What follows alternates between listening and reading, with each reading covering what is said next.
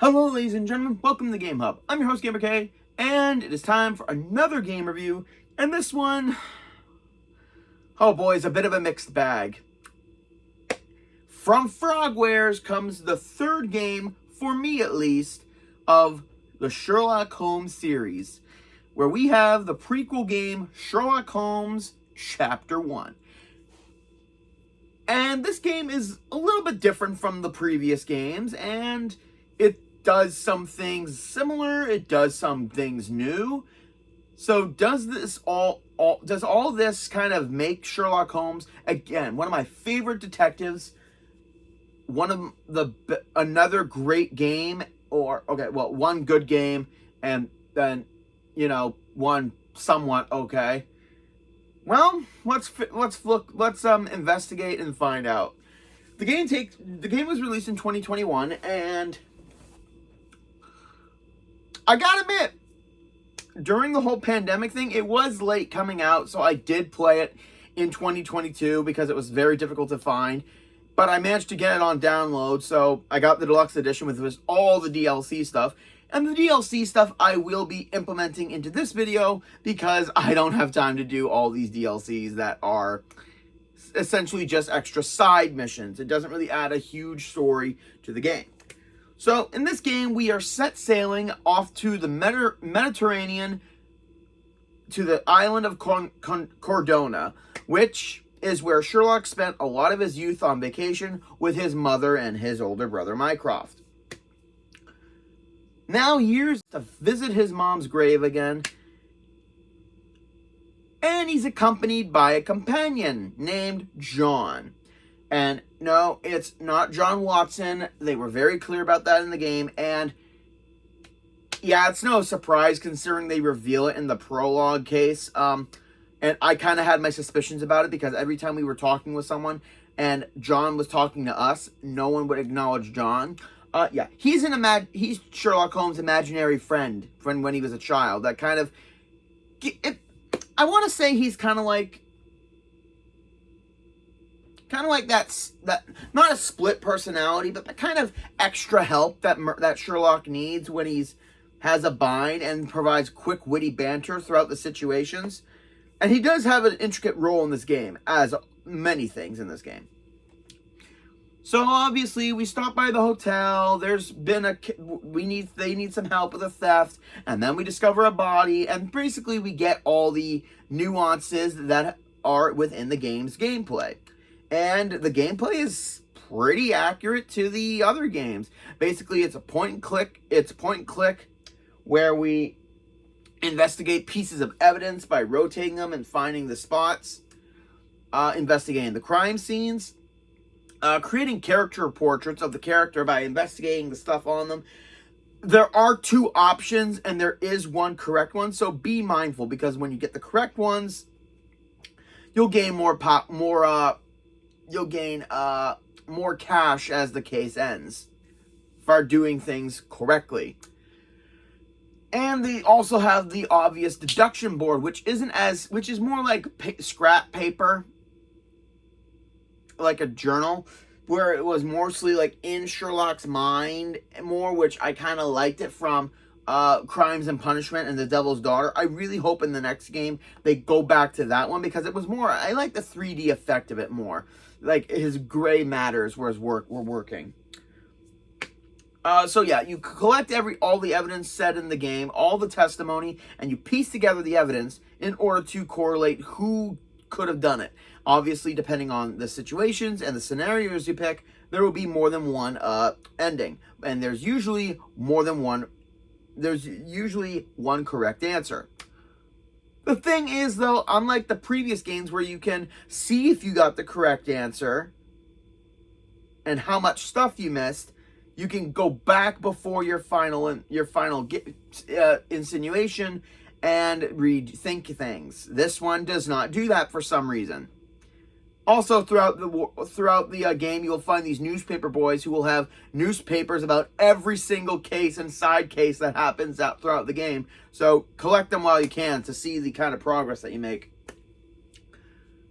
So afterwards, we visit Sherlock's mother's grave, and we discover a man named Vernal Vulgar, who he plays an intricate role in about two of the main cases. But overall, not a bad character. Also, just for a side note, this game does take place in 1880, so it's a good time frame where Cordona is in British rule, but there's also some Greeks, some Turks, some Venetians, some Ottomans, and a couple Africans too. I mean, it's 1880, so the terminology isn't really changed well. And oh boy, the story is Werner has our mother's old pocket watch, which was sold in an estate sale years ago at Stonewood Manor, which was Sherlock's home basically home. And at all the years, all the stuff's been sold, and that's another thing that I'm going to get into. Throughout the game, you will, as you collect cat money, you will be going to these shops in order to collect disguises, and I'll get to those later. But you'll also be finding items from the manor in order to refurbish it. Not only does it go a long way for an achievement, but it just makes things look nicer in the grand scheme of things. And, oh God. One of my biggest issues with this game, I mean, first off, the gameplay. The gameplay is very similar to the previous games, but now this game is more open world instead of just going from location to location and having all that. Now we actually go to each location on foot. And Cordona is in the same map-wise as Assassin's Creed Revelations, where a majority of the game takes place. Well, the entire game takes place on the one island, but the island is pretty massive and it's got so many districts and locations that it doesn't feel like it's empty. However, it does feel like the world is empty. Like, I mean, you got great amount of stuff to do in terms of cases and side stuff, but at the same time, it doesn't feel like there's anything alive. Like, there's people in it, and there's a whole bunch, but it just doesn't feel so much alive like a big open world game, which I'm okay with, but at the same time, it would have been really cool to have, like, side cases just pop out of nowhere and us to do them. In retrospect, throughout the game, we will be going back to said manor in order to investigate what really happened with Sherlock's mother, as she was said to have died of consumption. But when they got there to the manor, Sherlock never recalls any signs of the sickness. And throughout the game, another key element that was added is the ability to kind of manipulate the scenes. Like, whenever we're being creative, like, once we collect evidence in an area, we will have the ability to recreate what happened by snapping our fingers and changing the characters' positions and events in order to fit with what the evidence is. It takes a lot of getting used to, but it's a pretty cool aesthetic and mechanic. Yeah, I'm gonna toot my own horn here by saying the first time we go back to the manor, it's before we start the main cases, and it was the first time we go to the manor, which is at the very beginning of the game, where after we figure out what happened with Sherlock's mother in the main hall, yeah, I kind of figured out what happened. Again, I'm good with crime games, I'm good with crime shows, so I can kind of see the twist coming.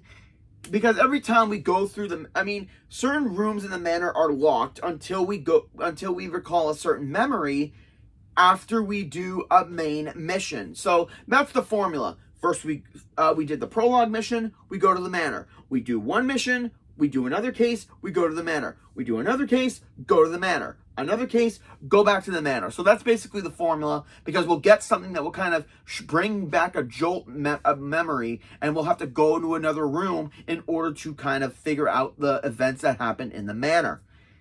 And every time we do so, John starts to flicker, kind of like in a video game, like when a character isn't there and then he's there for 1 minute.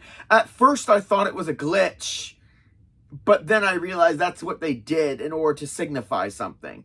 And yeah, I figured out right away. In all honesty, it leads to an ending where there's two different endings depending on how you interpret what happened. But for me, there is one clear conclusion, and it's kind of bittersweet. And I will say it does fit Sherlock Holmes' character in full spades. Although there is one thing in the ending with Vogel giving us a painting he made of Sherlock, and I don't know why the creators decided to make Sherlock look like a creepy version of L from Death Note. Yeah, is this meant to mean something? Because there's not that much information about it. In fact, that's one thing I kind of dislike about this game. The pacing is kind of not fully there. Like, it kind of feels like some stuff should be talked about more, but we just kind of graze over it like it happened. So we're done. That's how it feels half the time with this game. But overall, again, I do love it. The game does its job. And yeah, the cases are actually really ingenious. Each one has that classic thing from the other two games that I loved, where the cases feel like their own thing, and you never feel like you know what's gonna happen. A good twist here, some suspects here. It's really intricate, but at the same time, some of the cases don't kind of end okay, especially with the outcomes. Like, there's... You know what? I'm just going to flat out say it. This is one of the weakest lineups ever. If you don't count the prologue mission, and I kind of collect the A Mother's Love, which is the title of Sherlock's the manor bits of the game. If you count going to the manor both times as a singular investigation, there are a total of 4 investigations. 4. I don't understand why it has so few. Although they are kind of long, and all the side cases are as long, and feel like they're an actual intricate part of the game itself. Each of the side stories and each of the stories on each of the police cases also feel like it actually belongs. And I don't mind it. Let's see. For the police cases, yeah, in order to get help from the police with us, because again, this isn't Britain, so we have basically no allies here, we have to help the cops with certain investigations, which would sound amazing, and it is. It's just, there's only 6 of them, and it kind of leads into this big case in the end that even I could have deduced with a blindfold and a lobotomy. But overall, they are enjoyable. Basically, it just goes like we go to a crime scene, we scour the scene for the clues, and then we do the recreation stuff. And some of them are actually pretty enjoyable again.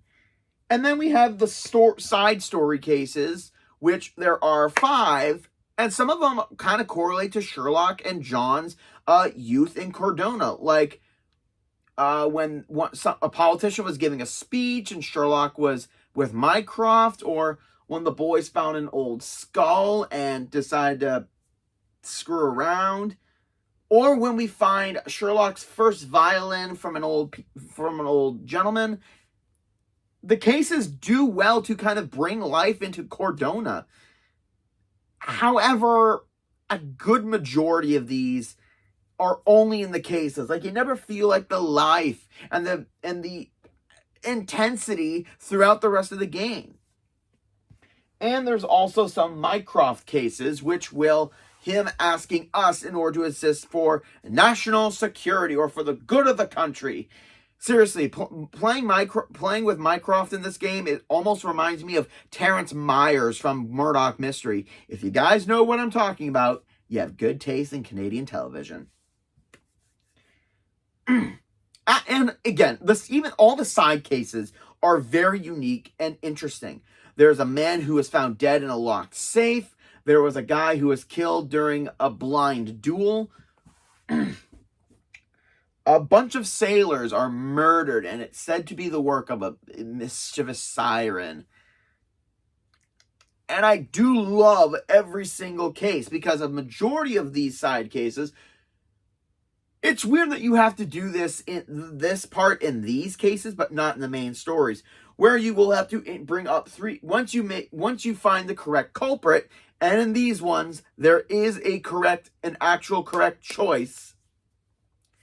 You will have to provide 3 pieces of correct evidence that you've gathered in order to bring the guilty party to justice. Now, in every single case, you can choose to either condemn the murderer, or you can let them go free, depending on the circumstance. And sometimes you will actually have to, like in the blind duel one, you will have to let the murderer go because it's for their own good. And aside from doing a bunch of trophies, and each case has their own specific trophy. For example, in the very first main case that we do, you will have to actually condemn the murderer and let Goliath, the elephant, free. Let him live. Or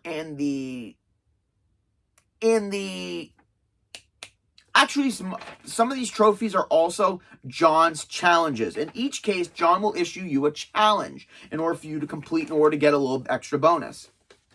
In the safe case, you must disguise yourself as a police officer, and interrogate every single suspect as a police officer without changing your outfit throughout the case. And that one is actually pretty ingenious. Let's see what else. In the siren one, you will have to investigate the third crime scene. Even though you don't need to, it's good for the trophy, so you might as well do it. Going to the disguises now. It was a very cool part of both Sherlock Holmes games that I love, and they make it good too, because here, depending on how you're dressed, certain factions will hate you and be less cooperative, or they will actually help you, whether you're dressed as a ruffian, a sailor, a gentleman of high society, or even a copper. So that will always help you out in the game. And the game does a good job of what piece of clothing will attract or dislike each faction of person in the world, which I do love. I don't know, I just feel like it could be used better and a lot more, in more ingenious ways, like in side missions. I don't know. I mean, I just wish that this kind of thing would be used a little bit better for what we need to use it for. Oh, speaking of disguises, Frogwares thought it would be funny to include this into the shop.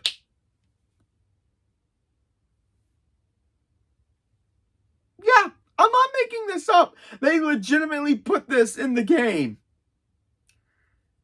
Well, I got a laugh out of it, so I thought it was pretty funny. Let's see. I talked about the gameplay, the cases, some of the side stuff. Oh, one of my favorite side things is we have to be on the lookout for this little kid who wears a magician's hat. And once we find, by the way, once you find the magician's hat and once you track down the kid, you have to talk to him while wearing the hat. So the minute you find it, equip it to you and talk to the kid. And for some reason, he's pretty smart, just like Sherlock. And before he leaves, he says hi to John, which is weird considering John is a figment of our imagination. So it's weird that the kid can see it. So I don't know. It's kind of a nice little detail that kind of rings in my head a little bit. Another thing that they added in this game is somewhat combat. There will be, in certain parts of the game during the main mission, we will have to fend off against bandits and ruffians, and we'll also have to do bandit lairs, which we will do for the police. Bandit lairs are basically where we'll have to take out a swarm of enemies with our pistol, but you can kill the enemies, but that will go negatively for your reward. Basically, you use Sherlock's ability to identify certain objects like a pipe, a lantern, gunpowder, and shoot at it in order to cause a diversion, or you will have to shoot the character's hat, their buckles, their armor, in order to weaken them, so you can do a QTE event and weaken them and knock them unconscious. They also include the snuff box for this, where once it's loaded up, you can throw tobacco at them and disorient them. It only works against enemies who don't have a face mask, so be mindful because it takes a while to recharge. Which I do like that they added an extra thing, and you can go around doing them multiple times in order to earn extra cash. Let's see.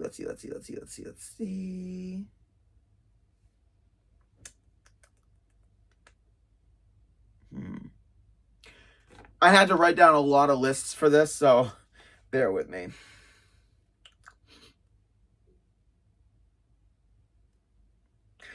Yes. The DLC missions that I'm including in this, some of them are absolutely amazing.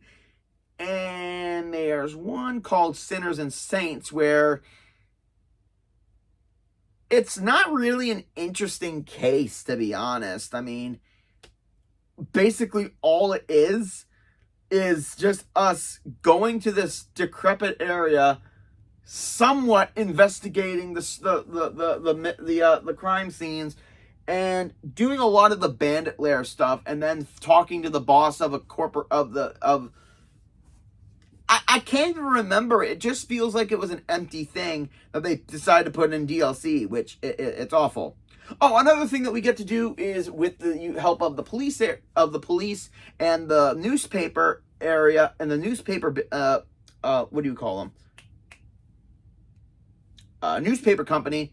Or the archives, we can go through the police archives and the newspaper archives in order to find information about other during some of the cases, whether it be a date, a person's insignia, crime reports, previous suspects, and burglaries, all that good stuff. And it's kind of reminiscent of when we had to look through Sherlock's files and the police archives throughout the other two games, which I do love. Because I always like the investigating part of a game when it comes to crime games.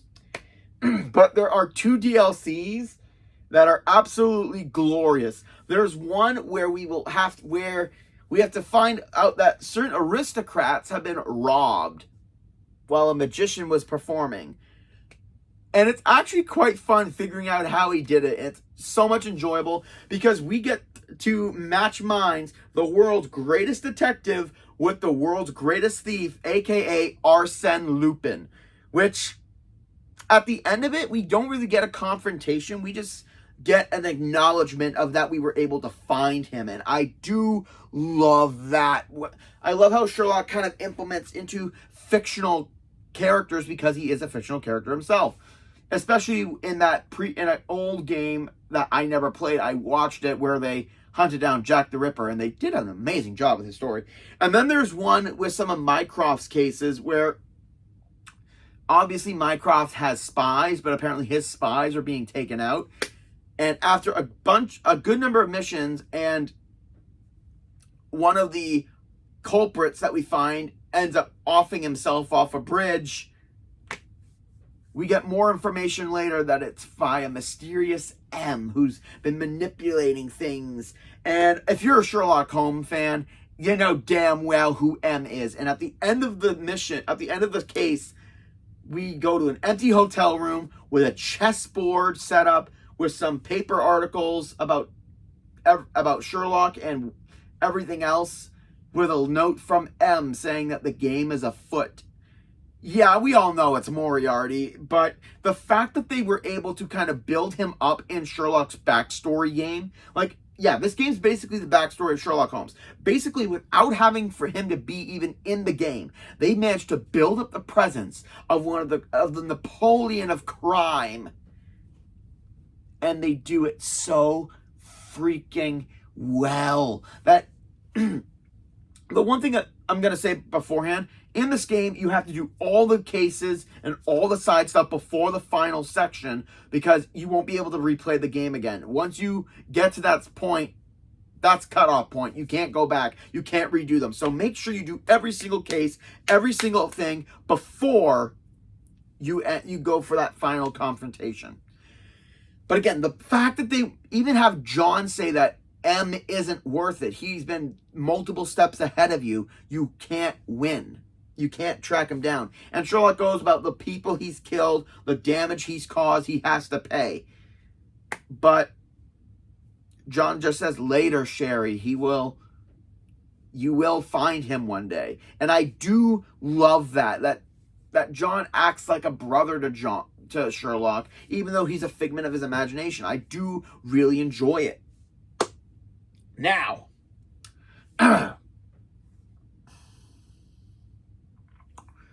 I'm going to need a drink for this one.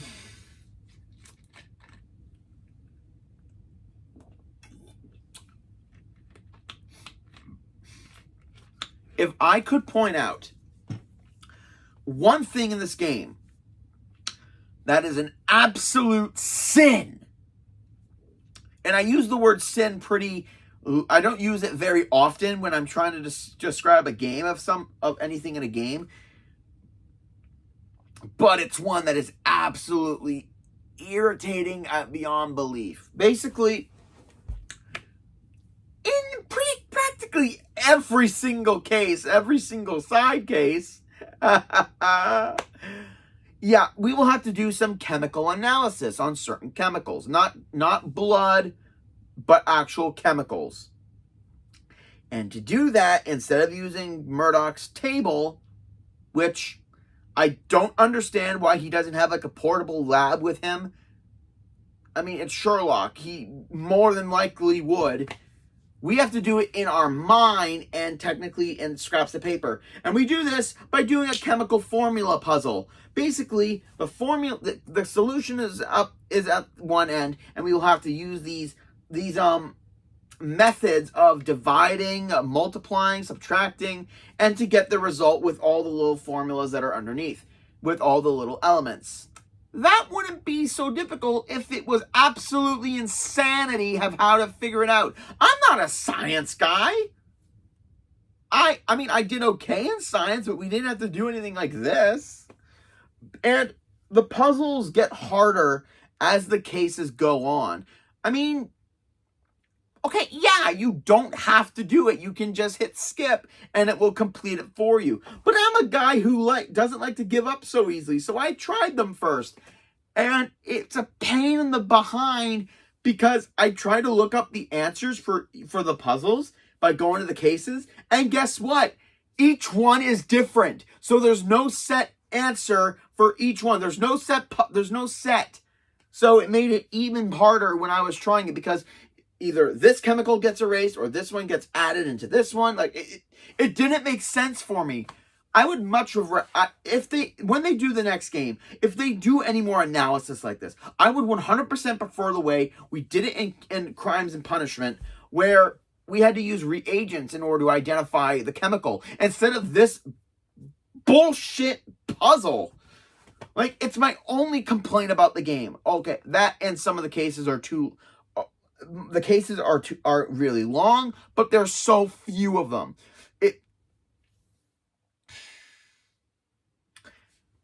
So going back to the main cases, we have the one in the hotel, the one where our neighbor who would know something about our father is murdered by his own pet. Yes, a pet elephant.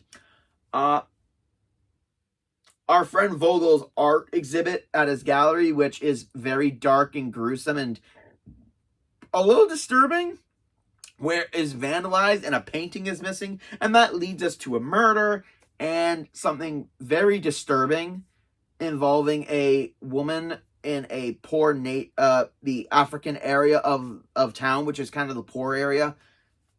I do like, though, how Sherlock is trying to ask the woman for help, but she's not answering him, and she's kind of been through something traumatic. Like, you'll understand that if you play the game. The game does not hold bars when it comes to the to mature subject matter, and this one kind of had me a little creeped out because of the subject. But Sherlock kind of admits that his way of doing things isn't good, and he kind of tries to talk to the woman and saying that he's not good at human interaction and at empathy. He's not good at kind of understanding it. And that's why I love Sherlock Holmes so much. He does what he does. I mean, he's good, but when it comes to, like, interactions with people, obviously he's not so good. And that's where I think I kind of have similarities with Sherlock. I mean, yeah, I'm good with people now, but when I was younger, not so much. So, yeah, that's why I like Sherlock Holmes a lot. I kind of see myself in him, and he's a great fictional character. And then the final case before the end of the game, there's a high society party with a whole bunch of aristocrats where a guy is murdered in a sacrificial chamber, reminiscence of a play, and we have to and basically we just investigate the crime scene. The cops take us in, and we basically have to talk to every single suspect in the jail cells in order to solve the case. I do like how each case kind of has their own thing going on, and I do love the last one where we actually talk to everyone in the jail cells. It's kind of unique, actually. Like, we don't do that often, where we actually have to go to another location and then come back.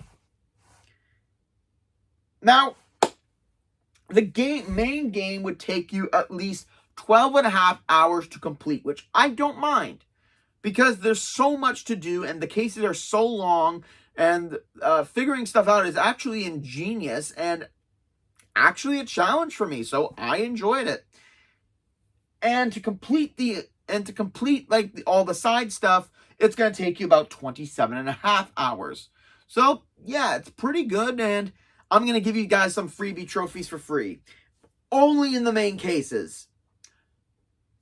In the prologue, when we're trying to find a guy with a cane, go to the reception desk first and ask him first.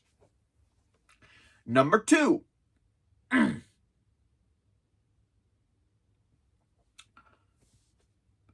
Throughout case 2, you will have to find books of a certain series. In case 3, when you talk to the suspect who's, I guess, higher up in society, before you ask him a question, punch him in the nose. Trust me, when you find out what this guy did, you're going to want to punch him. And also, you can also advocate for the refugees for the end of the case. And in the final case, eavesdrop during the party, and hang the culprit. Get justice for the victim.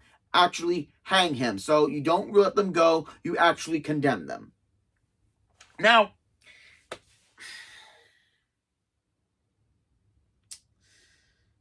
as much as I love this game, and as much as my small little gripes, there are a couple things that would have made this game so good. Absolutely amazing. I mean, they added Moriarty. They had Arsène Lupin, one of the most famous thieves in literature. I know this because of video games and Super Sentai Lupin Ranger vs. Pat Ranger. Don't judge me. We had Mycroft. And we have an amazing ending that leads us into Sherlock's life. I just really wished, I mean, in the last Testaments of Sherlock Holmes, we actually fight Moriarty. I like, we're about 5 games in, if I'm counting correctly, including the 3 that I played and the 2 I haven't. We're 5 games in, And we don't have Irina Adler, like Sherlock's love interest. Like, I mean, okay, also, I'm going to say, Rachel McAdams, who plays her in the live action movies, yes, absolutely yes. Oh, like, we haven't seen her at all in any game, so I'm really hoping in this next one we get Sherlock's girlfriend, because I would love to see what they do with her, and also kind of have some good dialogue with her and Sherlock, and see him get flustered, and having Watson kind of snicker and make comments. I think it would go a long way to have Irina Adler in the next game. I hope so. But as far as this game goes, it's good. It's added some new stuff It's kept some good stuff from the old games. It's added some things that I wish were gone. It did great with a small open world and creating its own atmosphere and creating really, really ingenious cases. But at the same time, that terrible chemical puzzle, the fact that the whole twist can kind of somewhat be seen a mile away if one pays attention to the small details, and the fact that there's only hotel, elephant, art, party, and mother's love. There's only 5 cases in this game. I mean, after the amazingness of Crimes and Punishment and The Devil's Daughter, I expected a little bit more.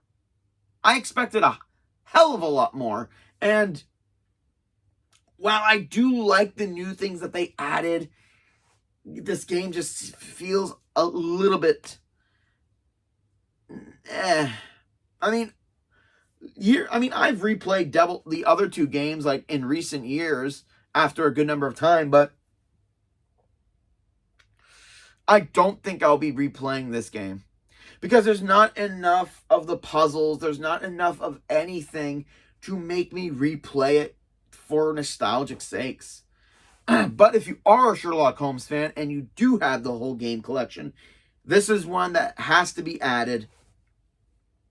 So, GamerK's final verdict for Sherlock Holmes Chapter 1. I was going to give it a good rating, but after going through everything and kind of reminiscing about all the stuff that I found annoying, the giver rating is a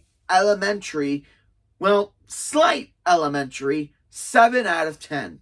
It does everything that the previous games did and improved on it, but it still took a couple steps back, but not too much to make the game irritable. And that's the end of this game review, guys. I hope you guys enjoyed.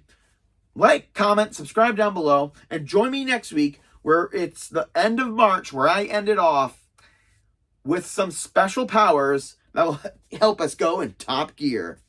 This is GamerK, logging out.